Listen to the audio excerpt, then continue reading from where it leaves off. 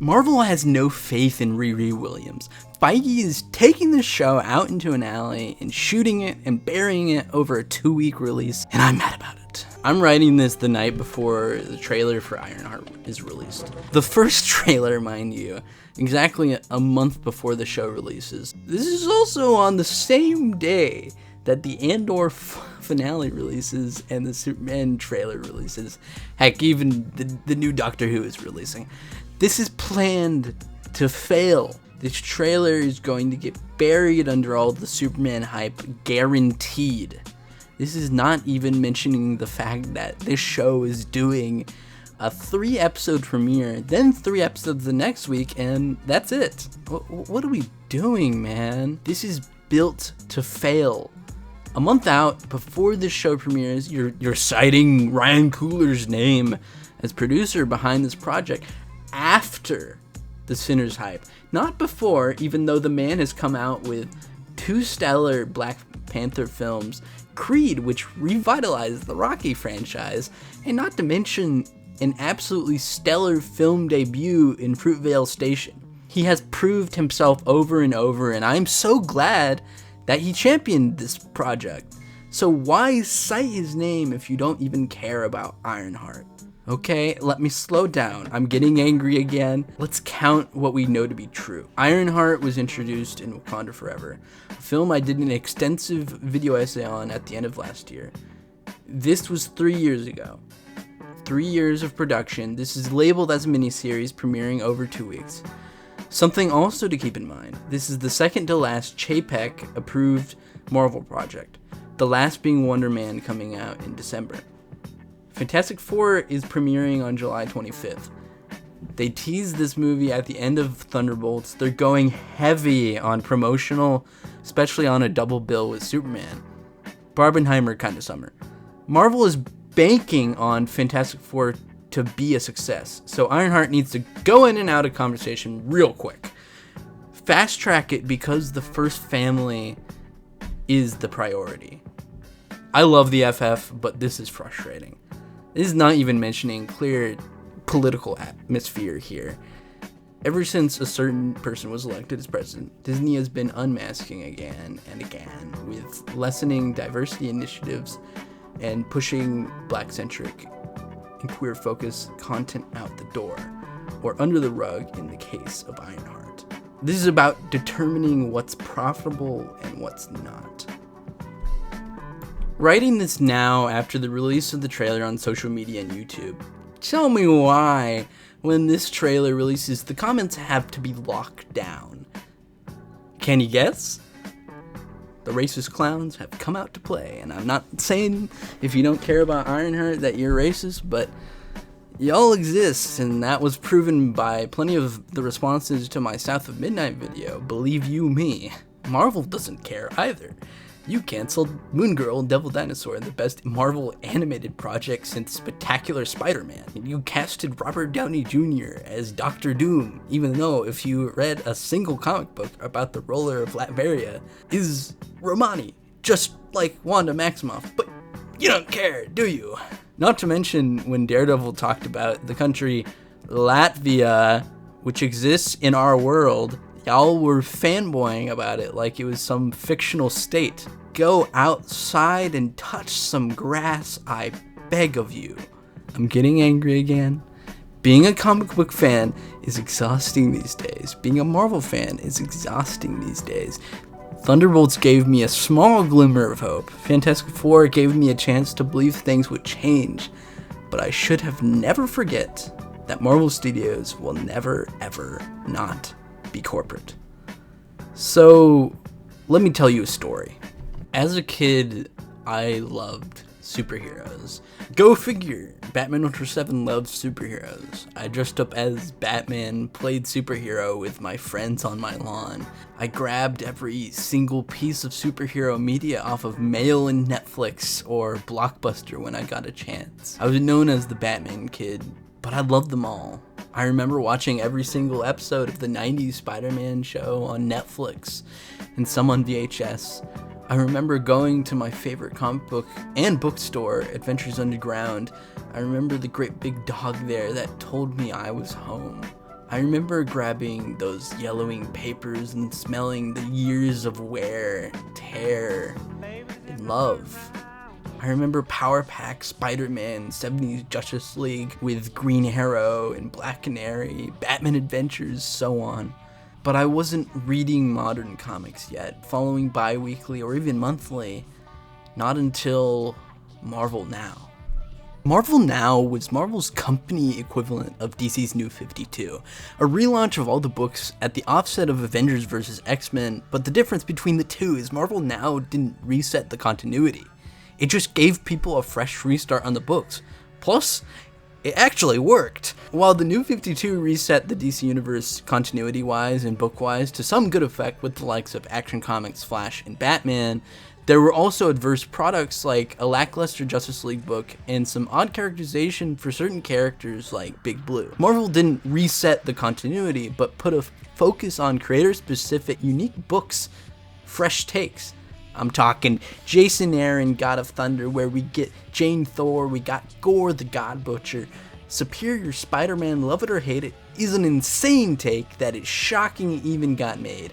Not to mention getting Deadpool by Jerry Duggan, which is arguably the greatest it has ever been or ever will be for the Merc with a mouth. Rapid fire, we got Mac Fraction on David Adja on Hawkeye, Mark Waid, Daredevil with Chris Samney and Paulo Rivera, but the real heat is when the girls roll in. She-Hulk by Charles Soule, Squirrel Girl by Ryan North, but really the ones that made me fall in love are Miss Marvel by G. Will Wilson, Moon Girl and Double Dinosaur by Brandon Montclair and Amy Reeder. Finally, the subject of this video, Ironheart by Brian Michael Bendis, Mike Deodato, Eve Ewing, and Kevin LaBranda. Bendis is infamous for many things. Overly wordy dialogue, the decision to age up John Kent, and the most infamous possibly is the difference between more grounded books like Spider-Man, Daredevil, and a bigger book like Superman. But I think that Ironheart might be the most ideal marriage of those two extremes. When Ironheart was coming out amidst the Marvel Now initiative, a big point of it was diversify the Marvel lineup, not just with new characters, but new perspectives going off of the success of Miles Morales at the tail end of Ultimate Spider-Man. The beginning of Riri's story is in conversation with the ending of Civil War II. Through a series of unfortunate events, Iron Man ends up dead. This leads into the story of Ironheart. There's a vacuum, no Iron Man, but where could a new Iron Man come from but a garage in suburbia? There are two methodologies at play here that make Ironheart so worthwhile. The text and what it means within the Marvel Universe, and the pretext of what this story means to Brian Michael Bendis as a person and a creative. Ironheart is a legacy character, less like Miles and more like Kamala Khan. She's also something more. The Iron Man mantle means something. The beliefs and ideals of Tony Stark mean something. But you put the suit of armor through the lens of a 15-year-old black girl who wants to prove something, wants to create something iconic. Well, that new perspective crafts, nay, forges a new hero. For Riri, what the armor means and what being a futurist means, she doesn't even know yet because she's so young, but she's smart enough and self-aware enough to know that this is an important journey and that there has to be a reason why she decided to build this armor. She did this all by herself. No one asked her to, no one forced her to. She wasn't flown into a cave like Tony and had to find his way out with this armor. She did this in her dorm room. I think this ideal of who Riri Williams is plays out perfectly in the first page of the first issue. She's smart. Smart as a whip, maybe too smart. Bored with the world, bored with anything school can throw at her. And we've seen the trouble of an incredibly intelligent people who retreat into their minds and aren't filled with the soul, the love of the human experience. You get someone like The Maker, where tragedy can make a genius turn cold. When Iron Man dies, Riri sees it as fate that she needs to fill that role, fill that armor and protect the people around her. And the personal relationship at the core of Riri's growth is the relationship with her stepfather. Her stepdad takes it as his duty to make sure Riri sees everything around her beyond the tech she plays with, that she appreciates the world and people around her, and she hates that. But in one moment, one drive-by, one shot, her dad's gone. Stepdad is gone. Not to mention her best friend too. This is her so-called Uncle Ben moment. But the lesson she learns here is inherently specific to her strengths, her struggles, her iron heart. Bendis is doing two things here. On the character level, despite all the science that fascinates her, all of her curiosity and her tinkering, it means nothing without people. Without appreciating nature and culture around her, without appreciating the people who raised her, instilled in her values, and helped her grow into who she is. On a personal level, Bendis is doing what he's always been doing, crafting strong, impressionable, diverse young men and women that people like his children could see themselves in. Are Bendis' stories ever perfect? No. But the effort is so earnest, and that meaning bleeds through like a beating heart. Brian Michael Bendis is a father of 4. 3 daughters, 1 son. 1 biological daughter, the other 2 adopted. 1 African American, the other from Ethiopia. Bendis, throughout his career, has caught much flack for creating and writing diverse characters while being exactly what he is. A white dude. And yes, that's exactly right in assessment, and there have been corrections as time has gone on. But I don't think that makes his efforts wrong inherently, or makes these stories null and void. Bendis is corny. Bendis can be really messy sometimes when telling stories about backgrounds he doesn't come from, and you have every right to analyze that, but I can't help but feel and understand that he feels he's doing the right thing. And this earnestness, mistake or not, comes from a good place of wanting his daughters to feel seen, and nothing speaks to that more than Ironheart. Bendis created a character who was boundless and undeniably themselves, but more importantly, after he put the work into bringing Riri to life, he stepped aside and let other writers and artists further her journey in even more authentic ways. In 2018, we had the pleasure and privilege of getting Dr. Eve Ewing, a poet and sociologist, taking over the book, perhaps taking cues from the hiring of Ta-Nehisi Coates and Roxane Gay on Black Panther. This is a quote from a really insightful essay by Kiana T. Murphy on Ironheart, Marvel Comics, and the crisis of black girl representation. Kiana is very critical of Bendis' way of exploring Riri's story from the jump, and I'm not going to challenge any of it because her points are great and honestly better than anything I have to say.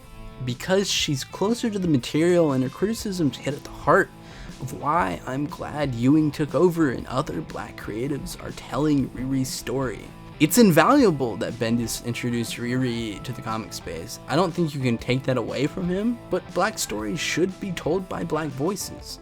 And nothing is more indicative of that than Ironheart's new show with directors like Angela Barnes, who worked on Atlanta, Mythic Quest, and will be directing Daredevil Born Again Season 2, as well as Sam Bailey, known for Dear White People and Grownish. These are very grassroots storytellers bringing their own perspectives to this project, and that's vital, because Marvel is barely giving Riri a chance. Are you giving her a chance? I talked about the core of Riri's character in the comics earlier, interpreting the futurist ideal of Iron Man through her own specific lens. Futurism is complicated.